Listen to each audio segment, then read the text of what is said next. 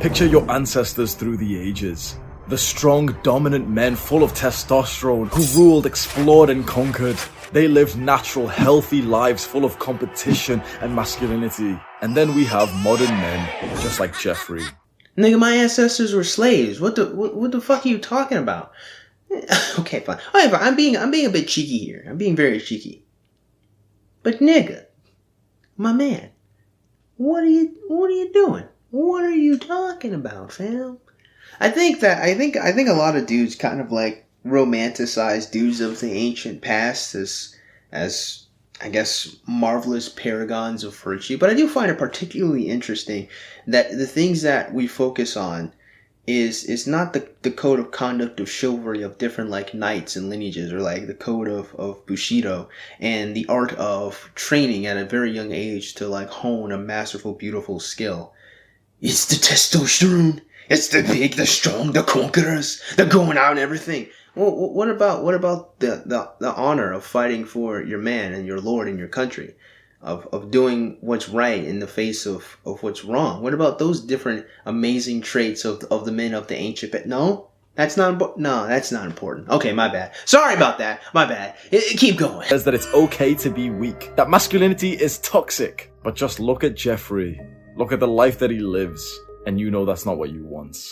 Adonis is a totally confident, masculine, strong man. He doesn't fall for modern society's tests. He takes pride in his masculinity and his strength. You know, the whole like Jeffrey Adonis thing is a masterfully crafted marketing campaign that I honestly have to give it up to Hamza for. It's incredible. It's incredible how powerful his intros are. I think that kind of is what sells most of his channel to begin with.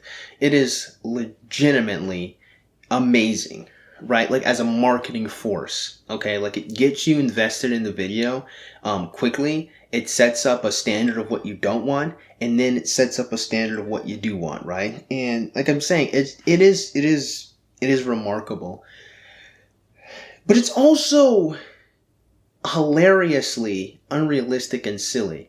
Because the standard of what Adonis is the perfect male who has done nothing wrong in the history of his life.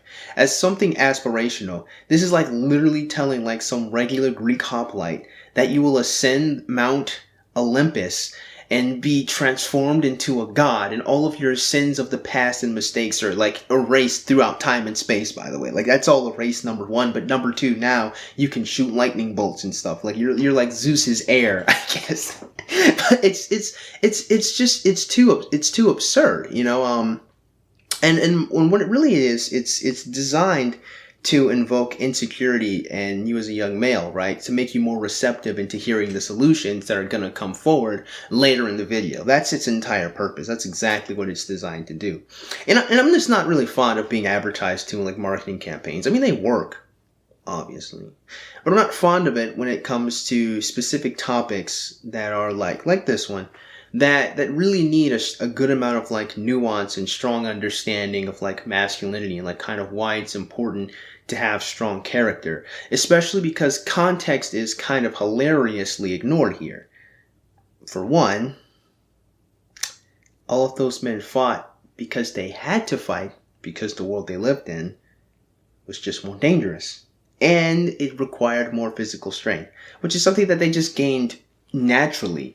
But in a more technologically based world where I wouldn't say most, but a lot of people who live in urban areas don't need that old man strength of just moving sleds around and just moving carts around and just farming and stuff. They're not physically strong. That is just human evolution. It is. It's not the millions and millions of years of whatnot of watching different changes and shifts and stuff, but like different environments cause different physiological adaptations. It's just how they are. The question is it wrong? Is it right?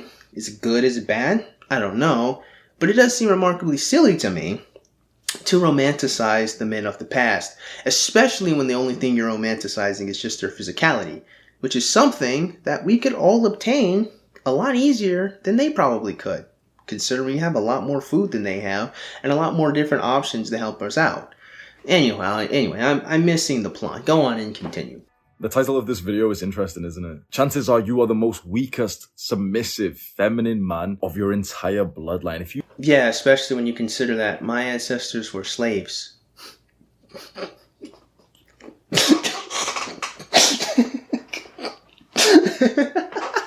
I'm sorry. I'm just like I'm free. I'm free, nigga. I don't know what you're talking about, bruh.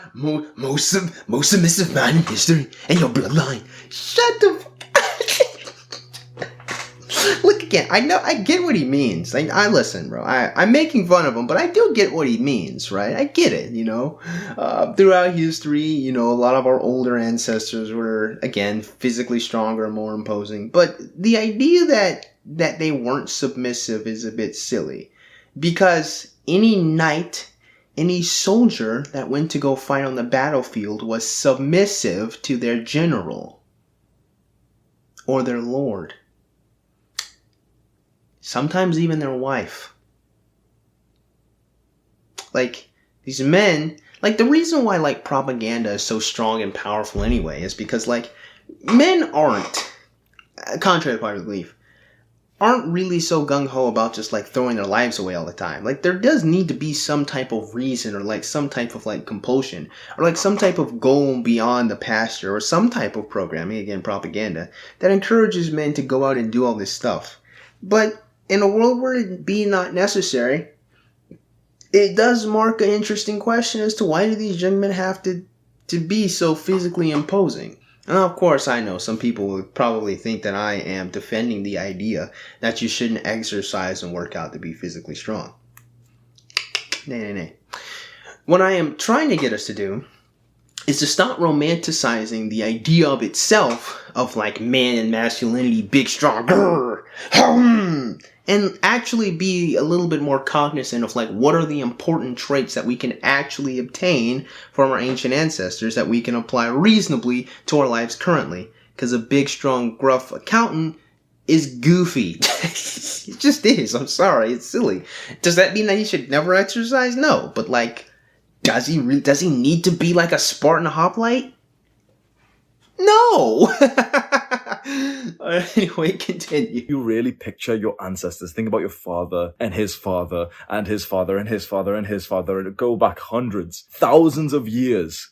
And then we have us, modern men who overindulge. We watch fucked up porn. We eat shitty food that we know is not good for us. We play video games and cope and say, oh, well, it's just 1 hour a day. Why are we so weak and submissive? Human evolution, dear boy.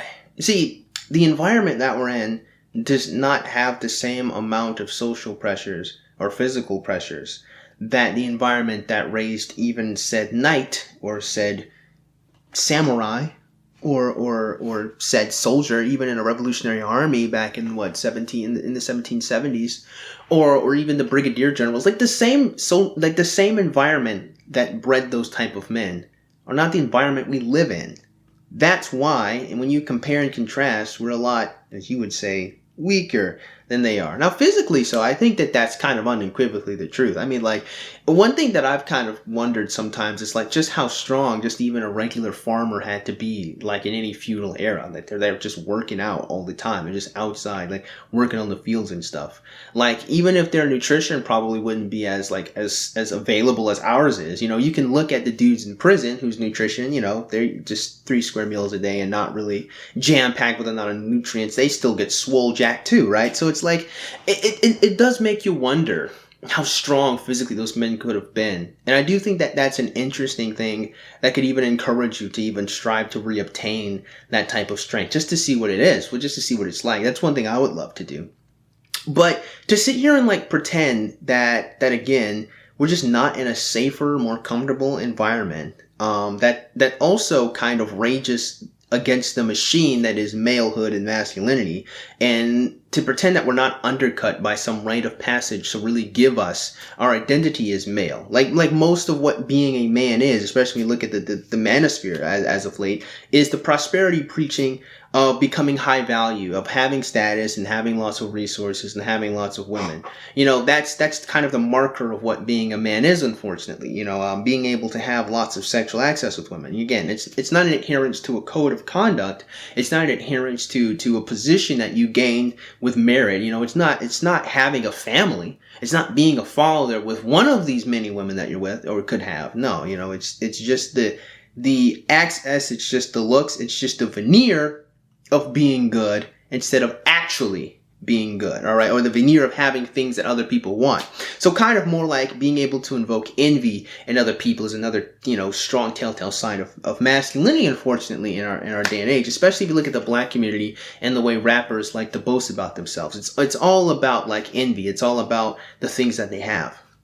And again, I think, and to answer your question, it's probably because there's no rite of passage to really transition you into, you know, this new age of adolescence that we have, of being a teenager into being an adult, you know. And again, in the ancient past, you know, the reason why we have, or why the Hebrew Israelites have bar mitzvahs, that transitional period, I think actually, now this is a bit Evo psych, this is a bit post hoc, I could be wrong here, but I think it was because, you know, the ancient humans probably recognized that around like 12 to 13, right, or to 14, these boys grew, right? Like they sprang up. And so to them, obviously they're not like fully developed males, but they can see the pattern, the transition. Okay, little boy now, much bigger, much stronger. Okay, now we're going to give you some roles and some tasks. Now we're going to teach you. And then you have all the different type of apprenticeships too. Like, it makes sense that again, the ancient humans could clearly see like boys getting bigger and stronger. And so they give them more ability, like more roles. And that's why like 13, again, the bar mitzvah, you are an adult now, because they saw the growth spurt that was just puberty. Now again, that's post hoc. I'm working backwards. I could be completely wrong. There could be a whole bunch of other reasons why that'd be the case. But I could see why they would think like that. And more importantly, again, there's a huge lack of like transitioning and a huge lack of consensus as to what it means to be a strong man. Case in point, my video response to you. I think the first answer will come from testosterone. Testosterone levels in men have dropped significantly. I was heavily criticized, so there's a... Oh my goodness. Now, Hamza, you and your whole testosterone thing is an oddball to me. Like, I'm not worried about my testosterone because, you know, I have lots of high, you know, signatures, or you would say indicators of having high amounts of it. You know, I'm also 6'1". You know, my ring finger is actually longer than my index finger. Actually, only on my right hand. On my left hand, that's not the case. On my left hand, they're kind of equal. Or maybe my index is actually slightly longer. Regardless, like, I have high amounts of testosterone. You can't tell I have a very beta voice. My voice is too beta. But like, I'm not really worried. It doesn't even dawn on me to get my testosterone checked. Because I'm gonna be honest with you, I don't care. Like, I Googled having high or good amount of testosterone when I was like 14, and I read up on it a little bit, and then I moved on with the rest of my existence. It's like, being worried about the fact that your testosterone is low probably is the indication your testosterone is low. Like, that insecurity in and of itself honestly needs to be addressed. Like, the level of testosterone, there's a lot of science and like nuance and like important information on testosterone, and I don't really think harping on it really means too much of anything. Like, if your testosterone is really that low, you're probably going to see it in your physicality for one, and then you can go to an actual doctor and talk to them about that if you really need it. But you, Hamza, of all people, do not need to worry about your low testosterone, my man. You don't. So stop, please. Please. Thank you. Goodness, I can't stand young men complaining about we have such low testosterone. And so, go to work, nigga. You know what I'm saying? Go do some fun stuff. Go exercise. Change your diet. Go work out. Do the things that are right. Don't worry about your little testosterone. Just do good things for your body. And if your body really isn't responding to the need, then you need to go to the doctor. There you go. But like, being all like, our testosterone is so low and we're not manly anymore. I want to be more manly. I'm like, stop, please stop. You look weak. I'm sorry. You do. If you're complaining about you look weak. I'm sorry.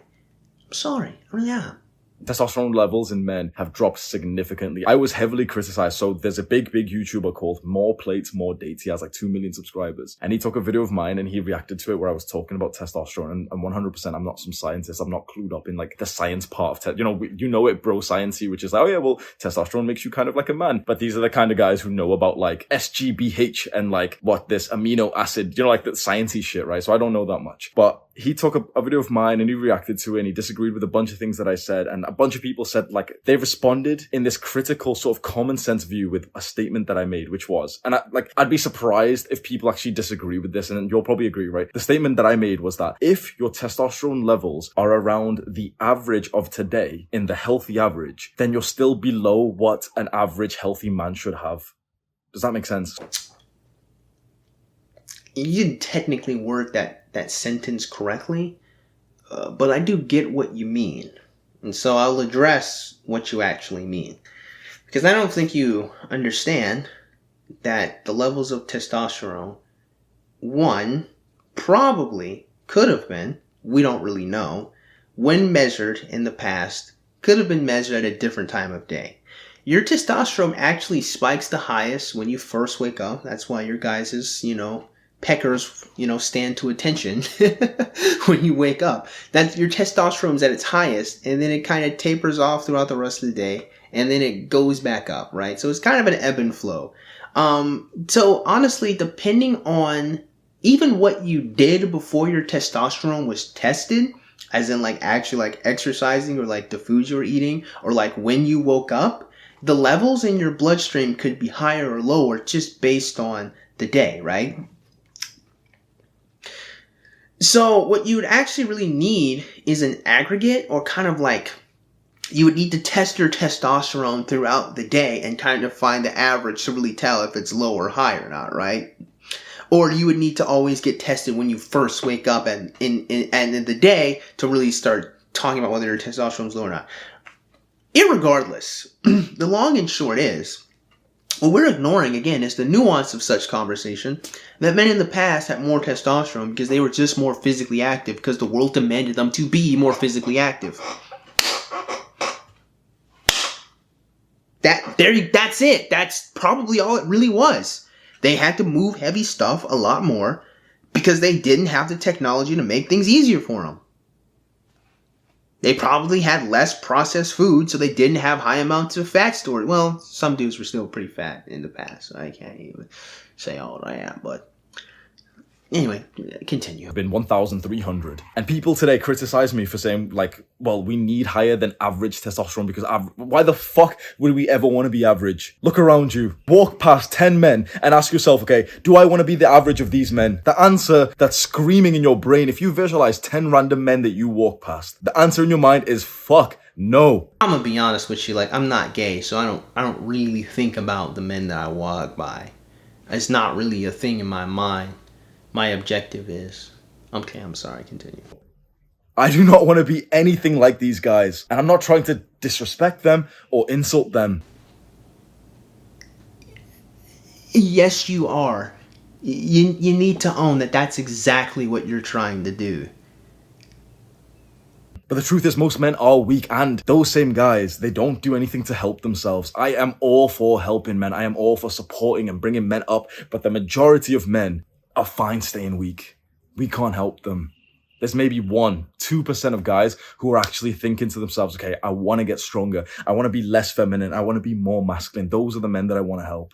So in conclusion, I made this video not because I don't think that you should ever self-improve. I really want people to not walk away from my videos with that impression, because if you do, you're wrong. You should. But self-improvement should be a natural process that you do by going through life. It shouldn't be something that's like hilariously like philosophized about. It's something you really have to think too critically about. It should be just kind of the things that you do as you progress. Like, you want a new skill, so you go do it. You know, it shouldn't be, I need a whole bunch of motivational videos to get me there. It's just as you exist in life, the incentives will come to it, come to you naturally. Right? Or the things you're interested in should spark your curiosity to learn more just naturally. Or the need for that skill, so you have a new job position, will come naturally. That pressure will come. Is our testosterone lower than what it was hundreds of years ago? I don't, it doesn't matter. Honestly, it probably is. Like, I'm not even going to counter argue it. Maybe it is, but like, ultimately, like, is that really what the problem is? Is the problem really our low testosterone compared to our ancestors? Or maybe the problem is that we're all in a society that disincentivizes us from caring about each other, that disincentivizes us from working with each other and appreciating each other, and disincentivizes us from loving each other and appreciating just how great being a man is by itself. Maybe that's what the problem is. That's what I always feel the problem is. And so much of this prosperity preaching that I keep seeing, which I think is very interesting, but so much of this manosphere prosperity preaching I keep seeing is trying to get you to be this high value 1% of man. That's absurd. Now, everyone's not going to reach that, number one. You probably aren't even going to reach that, dear viewer. But you don't need to. And you shouldn't have to need to seek out being a high value 1%er man. Garbage collectors collect garbage. And that's an important job. Cashiers, simple, also important job. They protect merchandise from being stolen in a store if they, at least attempt to do their job well. Accountants, also another good job. I love just bringing up accountants because it's fucking hilarious. But the point is, doing like mechanics, hilariously important. Electricians, hilariously important. Plumbers, hilariously important. There's so many important things that we all have to do in society. And pretending that we all have to shoot for the moon and reach for the stars. Truckers. Programmers. There's so many things that we need.